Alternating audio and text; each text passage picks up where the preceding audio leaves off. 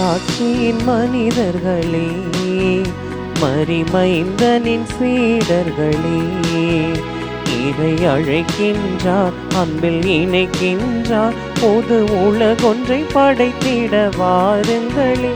இறையாட்சியின் மனிதர்களே, மரிமைந்தனின் சீடர்களே, இறை அழைக்கின்றார், அன்பில் இணைக்கின்றார், பொது உலகொன்றை படைத்திட வாருங்களே. தந்தை மகன் தூயாவியாரின் பெயராலே ஆமென். நம் ஆண்டவராகிய இயேசு கிறிஸ்துவின் அருளும் கடவுளின் அன்பும் தூய ஆவியானவரின் நட்புறவும் உங்கள் அனைவரோடும் இருப்பதாக. உம் ஆன்மாவோடும் இருப்பதாக. கிறிஸ்துவில் பிரியமான சகோதர சகோதரிகளே, அன்பான பிள்ளைகளே, உங்கள் அனைவருக்கும் இயேசுவின் நாமத்தில் என்னுடைய இனிமையான வணக்கத்தை தெரிவித்துக் கொள்கிறேன். எல்லாம் நல்லா இருக்கிறீங்களா? நலமோடு வளமோடு இருக்கிறோம் என்ற நம்பிக்கையோடு இந்த திருப்பலியிலே நாம் கலந்து கொள்ள வந்திருக்கிறோம். இறைவன் நம் ஒவ்வொருவரையும் நிறைவாக ஆசீர்வதிக்கிறார். அந்த ஆசீர் நமக்கு அருள் வளமாக மாறுகிறது என்ற நம்பிக்கையோடு இந்த திருப்பலியிலே நாம் பங்கெடுப்போம். அன்புமிக்க சகோதர சகோதரிகளே, தூய மறைநீர்களை கொண்டாட நாம் தகுதி பெறும் பொருட்டு நமது பாவங்களை ஏற்றுக்கொள்வோம். எல்லாம் வல்ல இறைவனிடமும் சகோதர சகோதரிகளே, உங்களிடமும் நான் பாவி என ஏற்றுக்கொள்கிறேன். ஏனெனில் என் சிந்தனையாலும் சொல்லாலும் செயலாலும் கடமையில் தவறியதாலும் பாவங்கள் பல செய்தேன். என் பாவமே, என் பாவமே, என் பெரும் பாவமே. ஆகையால் எப்போதும் கன்னியான புனித மரியாவையும் வான தூதர் புனிதர் அனைவரையும், சகோதர சகோதரிகளே உங்களையும் நம் இறைவனாகிய ஆண்டவரிடம் எனக்காக வேண்டிக் கொள்ள மன்றாடுகின்றேன். எல்லாம் வல்ல இறைவன் நம் மீது இரக்கமைத்து நம் பாவங்களை மன்னித்து நம்மை நிலையான வாழ்வுக்கு அழைத்து செல்வாராக. ஆமீன்.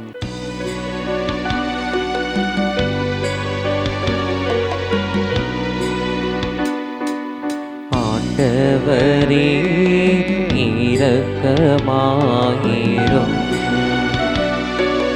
ஆண்டவரே இரக்கமாயிரும். கிறிஸ்துவே இரக்கமாயிரும். கிறிஸ்துவே இரக்கமாயிரும். ஆண்டவரே இரக்கமாயிரும். ஆண்டவரே இரக்கமாயிரும். மன்றாடுவோமாக. இறைவா, தவறி நடப்போர் நன்னறிக்கு திரும்பி வர அவர்களுக்கு உமது உண்மையின் ஒளியை காட்டுகின்றே. கிறிஸ்தவ நம்பிக்கை கடைபிடிப்போர் அனைவரும் தமது பெயருக்கு பொருந்தாதவற்றை விளக்கவும் ஏற்றவற்றை செயல்படுத்தவும் செய்தருள்வீராக. உம்மோடும் தூயாவியாரோடும் இணைந்து ஆட்சி செய்கின்ற எங்கள் ஆண்டவராகிய கிறிஸ்து வழியாக உம்மை மன்றாடுகின்றோம்.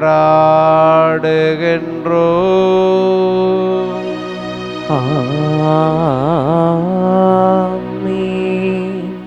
முதல் வாசகம். வெட்ட பயன்படுத்துகிறவனுக்கு மேலாக கோடாரி தன்னை மேன்மை பாராட்டுவதுண்டோ? இறைவாக்கினர் எசாயா நூலிலிருந்து வாசகம். அதிகாரம் 10, இறைவசனங்கள் 5-7 மற்றும் 13-16 முடிய. ஆண்டவர் கூறியது: அசிரிய நாடு சினத்தில் நான் பயன்படுத்தும் கோல் அது, தண்டனை வழங்க நான் ஏந்தும் தடி அது. இறைப்பற்றில்லா நாட்டினருக்கு அந்நாட்டை நான் அனுப்புகிறேன். எனக்கு சினமூட்டின மக்களை நொறுக்க அதற்கு ஆணை கொடுக்கிறேன். அம்மக்களை கொள்ளையிடவும் அவர்கள் பொருள்களை சூறையாடவும் தெருவில் கிடக்கும் சேற்றைப் போல அவர்களை மிதித்து போடவும் அதற்கு கட்டளை தருகிறேன். அசிரிய அரசன் நினைப்பதோ வேறு, அவனது உள்ளத்தில் எழும் திட்டங்கள் வேறு. மக்களினங்கள் அழிந்து நாசமாவதை தன் இதயத்தில் எண்ணுகிறான்.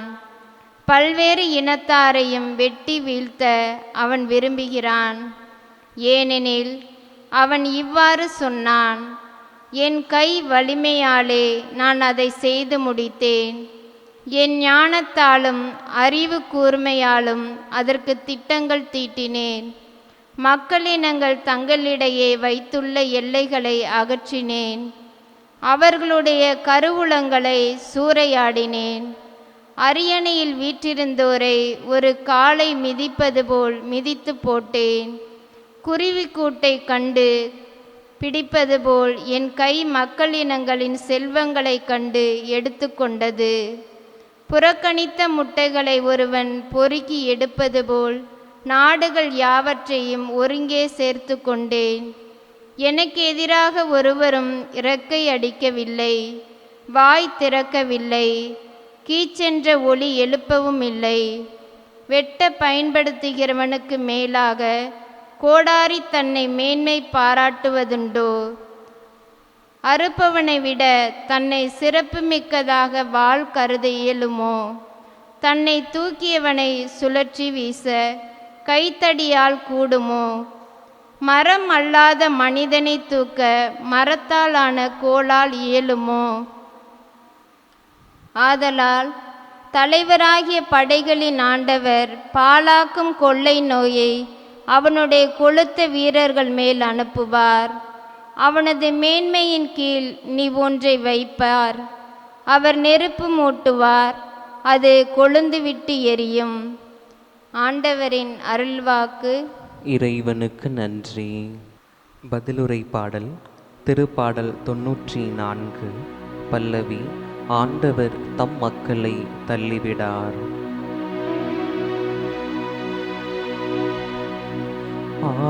ஆண்டவர் தம்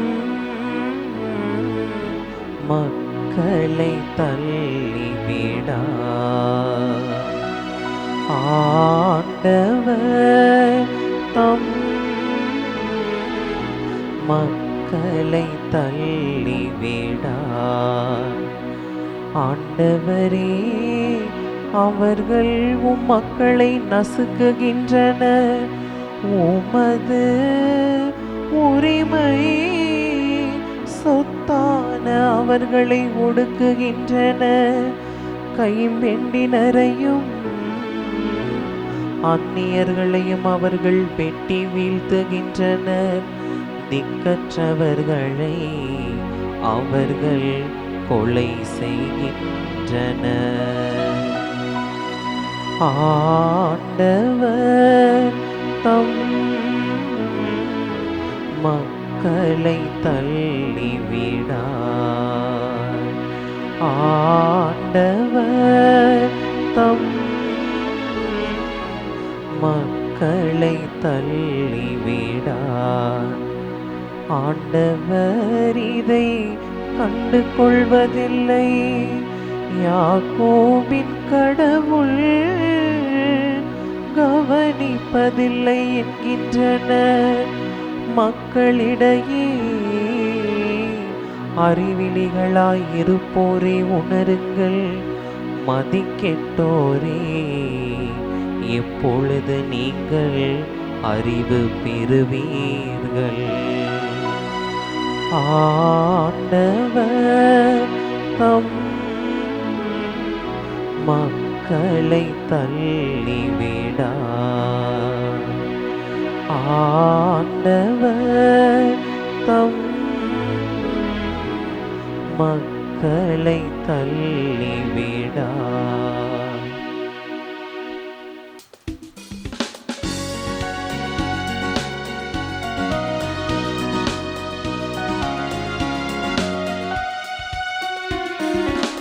அல்லேலூயா அல்லேலூயா அல்லேலூயா அல்லேலூயா அல்லேலூயா அல்லேலூயா அல்லேலூயா அல்லேலூயா.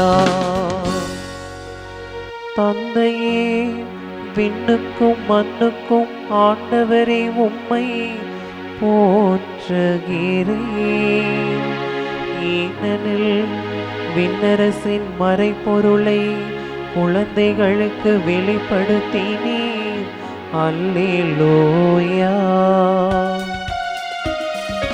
அல்லேலூயா அல்லேலூயா அல்லேலூயா அல்லேலூயா. ஆண்டவர் இயேசு உங்களோடு இருப்பாராக. உம் ஆன்மாவோடும் இருப்பாராக. மத்தேயு எழுதிய நற்செய்தியிலிருந்து வாசகம். ஆண்டவரே, மாட்சி உமக்கே.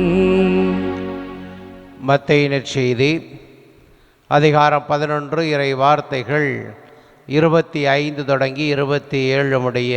இயேசு கூறியது: தந்தையே, விண்ணுக்கும் மண்ணுக்கும் ஆண்டவரே, உம்மை போற்றுகிறேன். ஏனெனில் ஞானிகளுக்கும் அறிஞர்களுக்கும் இவற்றை மறைத்து குழந்தைகளுக்கு வெளிப்படுத்தினீர். ஆம் தந்தையே, இதுவே உமது திருவிழம். என் தந்தை எல்லாவற்றையும் என்னிடம் ஒப்படைத்திருக்கிறார். தந்தையை தவிர வேறு எவரும் மகனை அறியார்.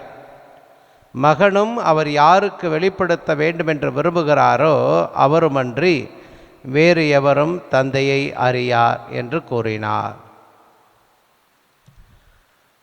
ஆண்டவரின் அருள்வாக்கு.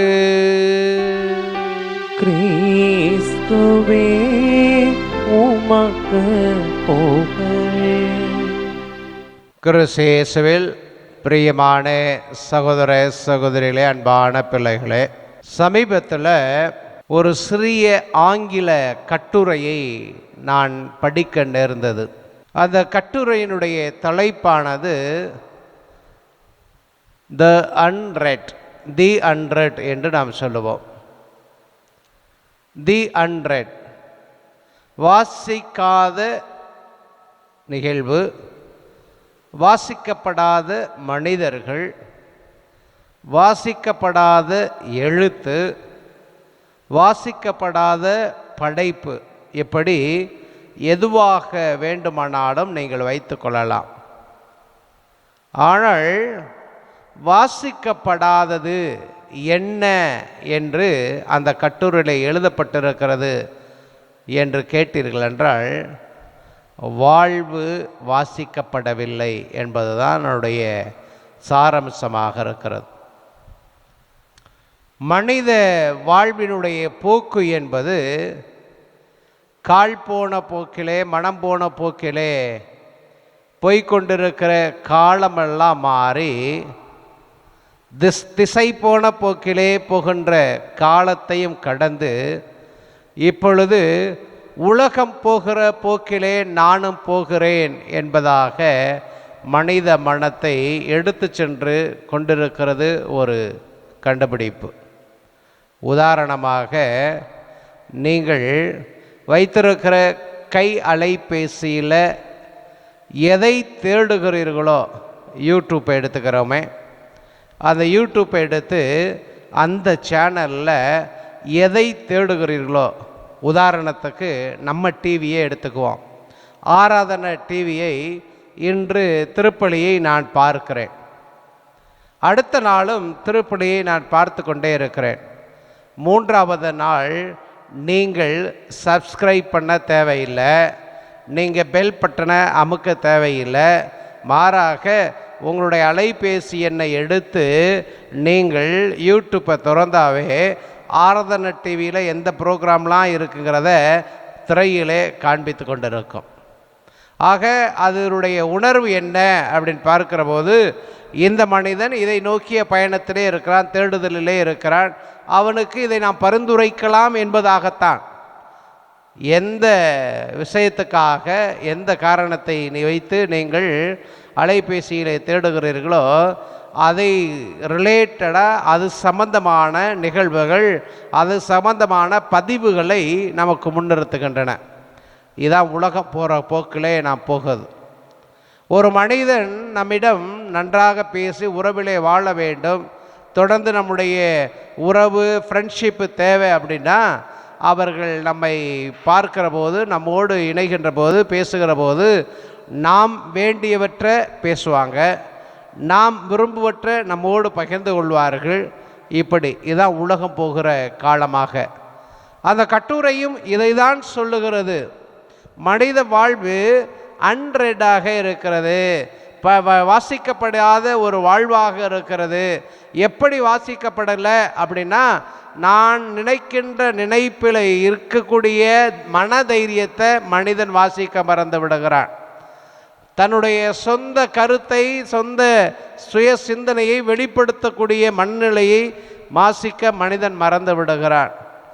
எவனோ ஒருவன் வெளியிலிருந்து தன்னுடைய கருத்துக்களை உள்வாங்க கொள்ளக்கூடிய நிலையிலே படைக்கின்ற போது அதை உள்வாங்கி கொள்ளுகிறான். இப்படியாக மனிதன் வாழ்ந்து கொண்டிருக்கிறான் என்பது தான் அந்த தி அன்ரெட் அப்படிங்கிற அந்த கட்டுரையினுடைய சாரம்சமாக நான் படித்து தெரிந்து கொண்டேன். அப்படி ஒரு நிகழ்வை தான் இன்றைய நற்செய்தியிலே நாம் வாசிக்க கேட்டோம். இன்றைய நற்செய்தியினுடைய முதல் பகுதி அருமையாக இருக்கிறது. தந்தையே, விண்ணுக்கும் மண்ணுக்கும் ஆண்டவரை உம்மை போற்றுகிறேன், ஏனெனில் ஞானிகளுக்கும் அறிஞர்களுக்கும் இவற்றை மறைத்து குழந்தைகளுக்கு வெளிப்படுத்தினீர் அப்படிங்கிறது. இதை ஆண்டவர் இயேசு சொல்லுகிற போது அவர் பிறந்த காலத்தினுடைய நினைவையும், அவர் வளர்ந்து அறிவிலும் ஞானத்திலும் இறை பக்தியிலும் சமூக ஒழுக்கத்திலும் வளர்ந்த பிறகு அவர் காண்கிற காட்சியிலும் இரண்டு துருவங்களாக இருக்கிறது. அதை தான் என்று நமக்கு ஆண்டவர் சொல்வதாக நான் பார்க்கிறேன். முதல் துருவம் என்ன அப்படின்னா, அவருடைய இன்ஃபென்சி நரேட்டிவ் என்று ஆங்கிலத்தில் அதை சொல்வார்கள். குழந்தை பருவத்தினுடைய செயல்களை விவிலியத்திலே சொல்லப்படுகிறது. மத்தேயு நற்செய்தி நீங்கள் வாசிங்கன்னா தெரியும். இந்த முதல் நற்செய்தியில் முதல் பகுதியில் என்ன பார்க்குறோம், ஞானிகளுக்கும் அறிஞர்களுக்கும் இவற்றை மறைத்து அப்படின்னு. முதலாக விவிலியத்தில் நாம் ஞானிகளையும் அறிஞர்களையும் எங்கே பார்க்கிறோம் அப்படின்னு பார்க்கிற போது மத்தேயு நற்செய்தி 2வது அதிகாரம் முதல் பகுதியில் நீங்கள் வாசித்து பார்த்தீங்கன்னா ஞானிகளுடைய தோற்றம் நமக்கு தெரியும். இந்த ஞானிகள் எதை நோக்கிய பயணத்தில் இருக்கிறார்கள் அப்படின்னு பார்க்கிற போது விண்மீன் எழ கண்டிருக்கிறார்கள். அந்த விண்மீன் எழுகிற விண்மீன் ஒவ்வொரு நாளும் நாம் பார்க்கின்ற விண்மீனை போல அல்ல, இது ஏதோ வித்தியாசமான, ஏதோ உலகுக்கு புதிய செய்தியை கொண்டு வருகிறது என்று அந்த அறிஞர்கள் ஞானிகள் அறிந்து கொள்ளுகிறார்கள். அதனுடைய விளைவு ஆண்டவர் பிறந்திருப்பதை, மெசியா உலகுக்கு தரப்பட்டிருப்பதை அவர்கள் அறிந்து கொள்ளுகிறார்கள் என்பது தான் நான் புரிந்து கொள்ளக்கூடிய செய்தி. இதை மகிழ்ச்சி தரக்கூடியது, நம்பிக்கை தரக்கூடியது, எதிர்நோக்கு தரக்கூடியது, உலகிற்கு ஒன்று உண்டாகியது என்று சொல்லக்கூடியதை அது அறிஞர்களுக்கும் ஞானிகளுக்கும் வானத்து நட்சத்திரங்கள் வழியாக சொன்ன கடவுள் குழந்தைகளுக்கு அப்படி வெளிப்படுத்தலை. குழந்தைகளுக்கு எப்படி வெளிப்படுத்துகிறார் அப்படின்னு பார்க்கிற போது வானதூதர்கள் இடையர்களுக்கு ஒரு செய்தி அறிவிக்கிறார்கள். பெத்லகேம் ஊரில் மீட்பர் பிறந்துள்ளார். அவர் எப்படிப்பட்டார்னா உலகிற்கெல்லாம் மாபெரும் நற்செய்தி கொடுக்கக்கூடிய மீட்பர் பிறந்துள்ளார். அந்த குழந்தை பிறந்திருக்கிறதுப்பா, யதார்த்தமாக சொல்லும்போது ஒரு குழந்தை பிறந்திருக்கிறது. சூசைக்கு மரியாவுக்கு உள்ள குழந்தை நசரேத்தூர்லேருந்து இங்கே பெத்லகேமுக்கு வந்தாங்க. பெத்லகேம்லாம் பிறந்திருக்கிறது. அந்த குழந்தை பிறந்ததுனால இதனுடைய பிறப்பு உலகிற்கு மகிழ்ச்சியை கொடுக்கிறது.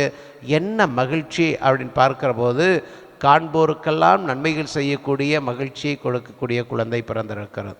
அந்த மகிழ்ச்சி தான் உங்களுடைய கிறித்துவ வாழ்வினுடைய நம்பிக்கை, என்னுடைய பணிவாழ்வினுடைய நம்பிக்கை. நம்முடைய எதிர்நோக்கெல்லாம் பார்ப்பவருக்கு, சந்திப்பவர்களுக்கு, சந்திக்கின்ற நிகழ்ச்சிகளாக நன்மைகள் செய்யக்கூடிய மனிதர்களாக நாம் மாறி இருக்கிறோம், மாற அழைக்கப்பட்டிருக்கிறோம் என்பது தான். இதை முதலாவதாக குழந்தை பருவத்திலேயே ஆண்டவர் உலகிற்கு மகிழ்ச்சியை கொடுக்கக்கூடிய நற்செய்தி அறிவிக்க போகிறேன். பெத்லகேமில் குழந்தை பிறந்து இருக்குது, அந்த செய்தியை சொல்லுகிறார். இரண்டாவதாக தம்முடைய இறப்பின் மாண்பை சொல்லுகிறார். இறப்பின் மாண்பு அதே மத்தேயு நற்செய்தி 2வது அதிகாரம் 16வது இறை வார்த்தையிலிருந்து நாம் வாசிக்க பார்ப்போம். என்ன நடக்கிறது அப்படின்னு பார்க்கிற போது, ஞானிகள் ஆண்டவரை கண்டார்கள். அந்த நட்சத்திரம், அந்த விண்மீன் எதை முன்குறித்ததோ அந்த முன்குறித்த மகிழ்ச்சியான செய்தியை அறிந்து கொண்டார்கள், கண்டடைந்தார்கள். அதான் ஞானிகளுக்கு சொல்லப்படுகிறது. பிறப்பு மட்டும்தான் சொல்லப்படுகிறது. அவர்கள் கண்டு பயணம் செய்கிறார்கள். அவருடைய இறப்பு எப்படி இருக்குன்னு தெரியாது. இறப்பினுடைய மாட்சி உயிர்ப்புங்கிறது அவருக்கு தெரியாமல் போயிருச்சு. அந்த இறப்பினுடைய மாட்சி, இறப்பினுடைய மாட்சி யாருக்கு சொல்லப்படுகிறது? ஆனால் குழந்தைகளுக்கு சொல்லப்படுகிறது. அதனால தான் 2வது சொல்கிறது, இவற்றை மறைத்து குழந்தைகளுக்கு வெளிப்படுத்தினேன். குழந்தைகளுக்கு என்னத்தை வெளிப்படுத்துகிறார் அப்படின்னா, ஆண்டவர் இயேசுனுடைய வாழ்வை, பாடுகளை, உயிர்ப்பை வெளிப்படுத்துகிறவராக இருக்கிறார். அதான் நான் பார்க்குறேன், நான் புரிந்து கொள்வது அப்படி தான். அவர்கள், இந்த குழந்தைகளுடைய இறப்பு ஏரோது வழியாக வருகிறது. ஒன்றும் அறியாமல் எதற்காக அவர்கள் கொல்லப்படுகிறார்கள் என்று அவர்களுக்கு தெரியாது. ஆனால் ஒரு எதிர்நோக்குக்காக கொல்லப்படுகிறார்கள், கடவுளுக்காக கொல்லப்படுகிறார்கள். நாம் புரிந்து கொள்ளுகிறோம். இயேசுடைய இறப்பும் கூட அப்படி தான். எதற்காக இயேசுவை கொல்லுகிறார்கள் என்பது தெரியாது. ஆனால் ஒன்றுக்காக அவர் கொல்லப்படுகிறார். எதற்காக? நன்மைகள் செய்ததற்காக கொல்லப்படுகிறார் என்பது தான். நன்மை என்பது அன்பை குறிக்கிறது, அன்பு என்பது கடவுளிடம் இருக்கிறது. ஆக ஆண்டவர் இயேசு கடவுளாக இருக்கிறார், அவர் கொல்லப்படுகிறார் அவருடைய அன்புக்காக. அதான் நான் புரிந்து கொள்கிறது.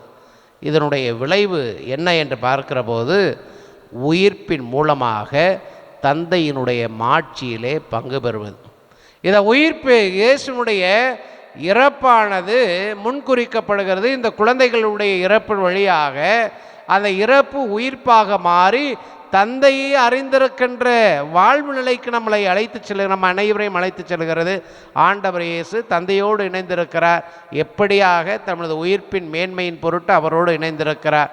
அந்த மேன்மை இந்த உலகத்தால் தடை செய்யப்படக்கூடிய, இந்த உலகத்தால் கட்டுக்குள் வைத்துக்கொள்ளக்கூடிய மேன்மை அல்ல, அதையும் தாண்டியதாக இருக்கிறது என்ற செய்தியை உங்களுக்கும் எனக்கும் சொல்லுகிறார்.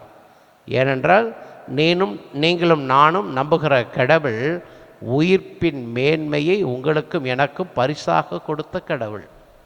அந்த உயிர்ப்பின் மேன்மையில் தான் நான் உங்களை அன்புமிக்க சகோதர சகோதரிகளை என்றும், நீங்கள் என்னை ஃபாதர் என்றும் அழைக்கிறீர்கள். இந்த உறவு எங்கிருந்து வருகிறது அப்படின்னு பார்க்கிற போது, உயிர்ப்பின் மேன்மையிலேயே கடவுளுக்கும் மகனுக்கும் இடையே இருக்கின்ற அந்த உறவு நிலை நமது நம்பிக்கையின் மேன்மையிலே உங்களுக்கும் எனக்கும் இருந்து கொண்டே இருக்கிறதே. இதுதான் நான் புரிந்து கொள்ளக்கூடிய செய்தியாக நான் பார்க்கிறோம்.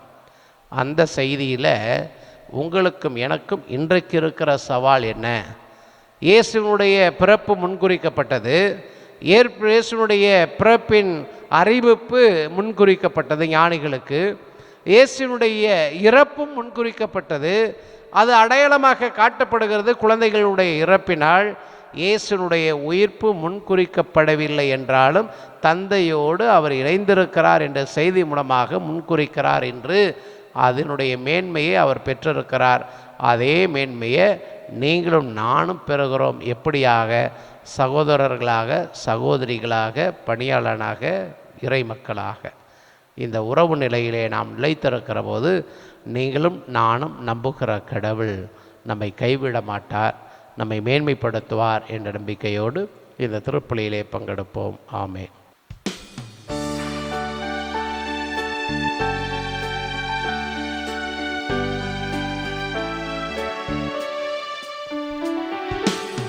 எடுத்து கொள்ளும் ஆண்டவரே என்னுடல் பொருள் ஆவியையும்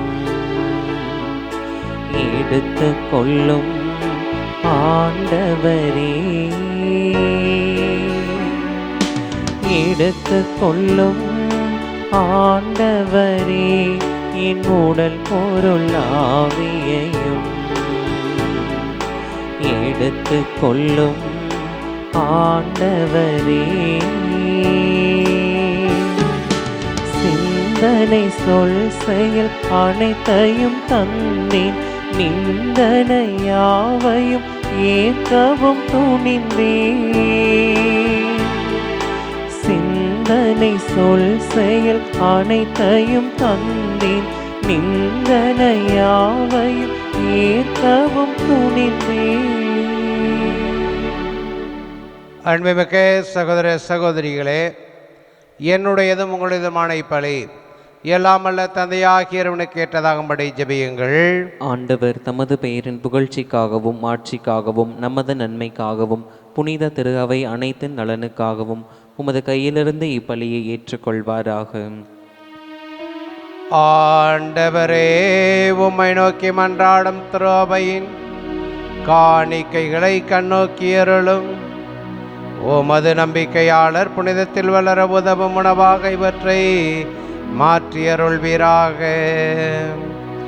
எங்கள் ஆண்டவராகிய கிறிஸ்து வழியாக உம்மை மன்றாடுகின்றோம்.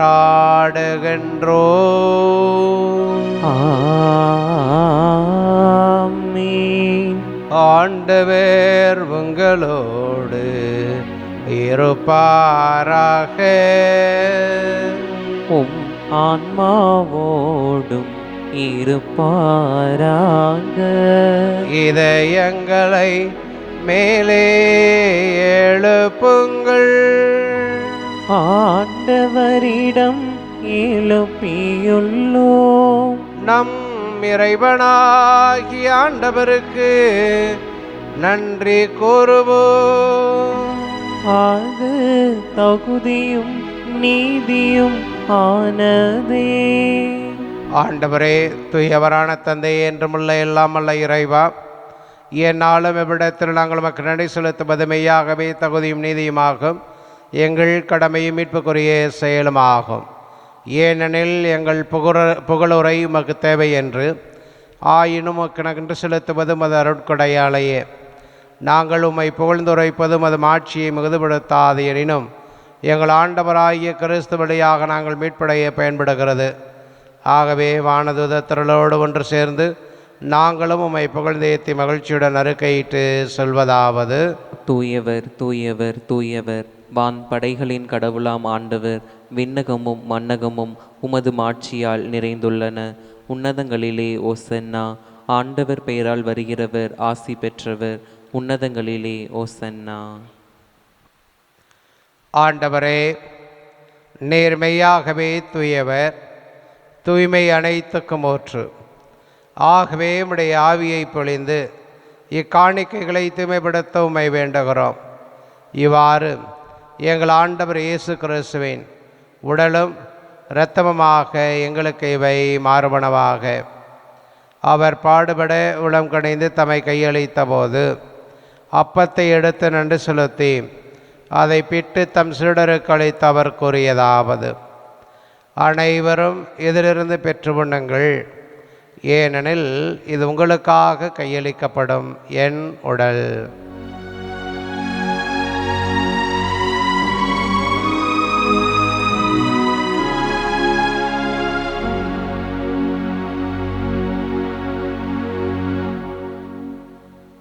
அவ்வனமே இரவு விருந்தை அருந்திய பின் கிண்ணத்தையும் எடுத்த மீண்டும் உமக்கு நன்றி கூறி தம் சீடருக்கு அளித்து அவர் கூறியதாவது: அனைவரும் இதிலிருந்து பெற்று பெறுகுங்கள், ஏனெனில் இது புதிய நிலையான உடன்படிக்கைக்குரிய என் இரத்தத்தின் கிண்ணம். இது பாவ மன்னிப்புக்கென்று உங்களுக்காகவும் பலருக்காகவும் சிந்தப்படும். இதை என் நினைவாக செய்யுங்கள்.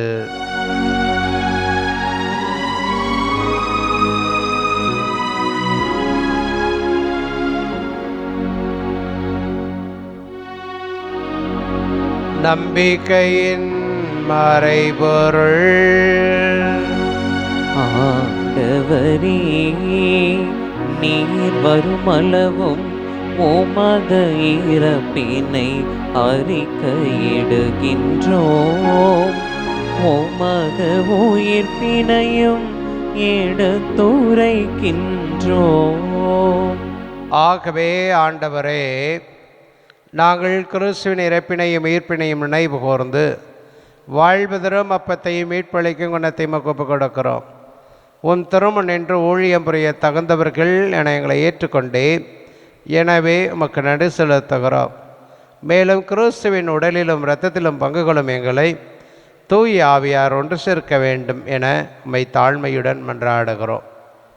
ஆண்டவரே, உலகெங்கும் பரவிருக்கும் அது திராவையை நினைவு கூர்ந்தருளும்.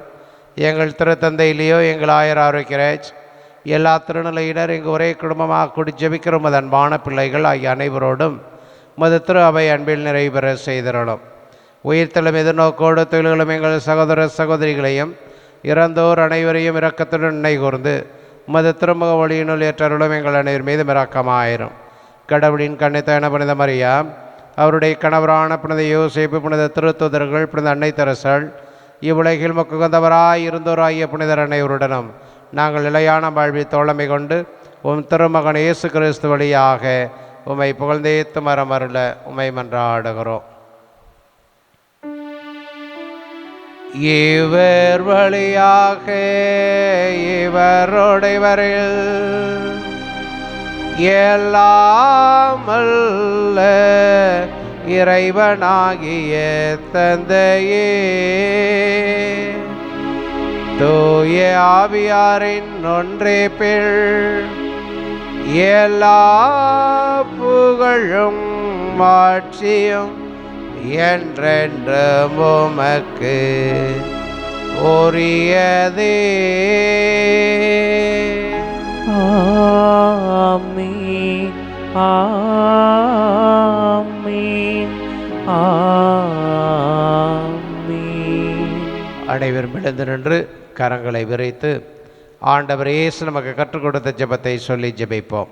விண்ணுலகில் இருக்கிற எங்கள் தந்தையே, உமது பெயர் தூயது என போற்ற பெறுக, உமது ஆட்சி வருக, உமது திருவுளம் விண்ணுலகில் நிறைவேறுவது போல மண்ணுலகிலும் நிறைவேறுக.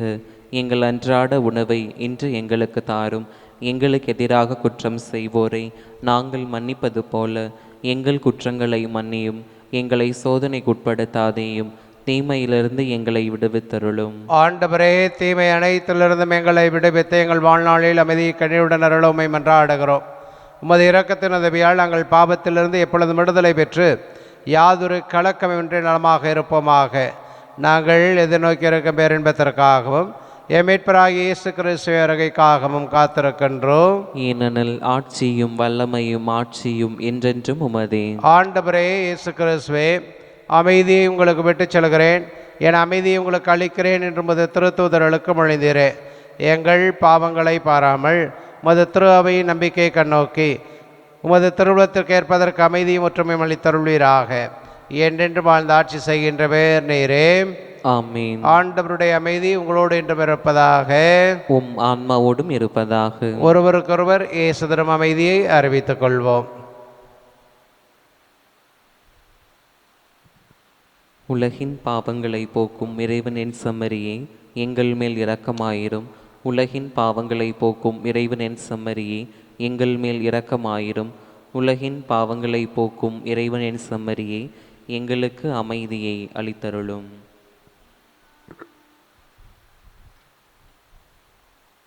இதோ இறைவனின் செம்மறி, இவரே உலகின் பாவங்களை போக்குகிறவர். இச்செம்மறியின் திருவிருந்து கழுகி பெற்ற நாம் அனைவரும் பேறு பெற்றோர். ஆண்டவரே, நீர நிலத்தில் எழுந்தருள நான் தகுதியற்றவன், ஆனால் ஒரு வார்த்தை மட்டும் சொல்லியருளும், எனது ஆன்மா நலமடையும். கிறிஸ்துவின் திருவுடலும் திருத்தம் நம்மை காத்து நித்திய வாழ்வுக்கு அழைத்துச் செல்வதாக. ஆமேன். ஆசை திருவிருந்துக்கான மன்றாட்டு. ஆண்டவரே, நீர் என் இல்லத்தில் எழுந்தருள நான் தகுதியற்றவள், ஆனால் ஒரு வார்த்தை மட்டும் சொல்லியருளும் என்று நூற்றுவர் தலைவன் ஜெபித்தது போல நாங்களும் இப்போது உம் திருப்பாதம் பணிந்து வேண்டுகிறோம். இனிய இயேசுவே, நாங்கள் தகுதியற்றவர்களாய் இருந்தாலும் எங்கள் தகுதியின்மையை பாராமல் நீர் எங்கள் உள்ளங்களில் எழுந்து வாரும். உம் அன்பிலும் அருளிலும் நாங்கள் நிலைத்திருக்க எம்முள் எழுந்து வாரும். நன்மை செய்வதில் ஆர்வமுள்ளவர்களாய் தீமைகள் அனைத்திலிருந்தும் விடுதலை பெற்றவர்களாய் வாழவும் எங்களை வழிநடத்த வாரும். எல்லா நலன்களாலும் வளங்களாலும் எங்களை நிரப்ப வாரும். ஆமேன். நன்றியோடு மன்றாடுவோமாக. ஆண்டவரே, உம்முடைய அருட்கொடைகளை பெற்றுக்கொண்ட நாங்கள் உம்மை வேண்டுகிறோம். இவ்வாறு இம்மறை நிகழ்வில் நாங்கள் அடிக்கடி பங்கேற்பதால் அவற்றின் மீட்பளிக்கும் பயன் எங்களில் வளர செய்வீராக. எங்கள் ஆண்டவராகிய கிறிஸ்து வழியாக உம்மை மன்றாடுகின்றோம்.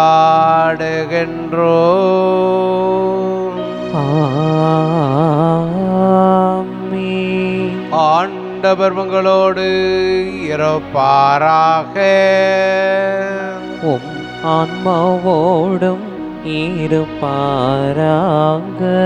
எல்லாம் வல்ல இறைவன் தந்தை மகன் தூயாவியார் நம் அனைவரையும் நிறைவாக ஆசீர்வதிப்பாராக.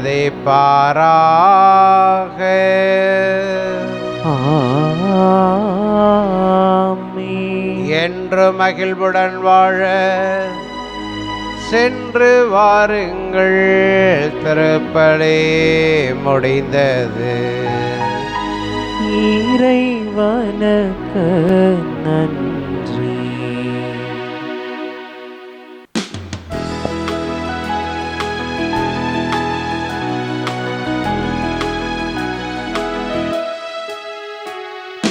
தந்தையின் துணை வந்து பாடினோம், தந்தையின் துணை வந்து பாடினோம்.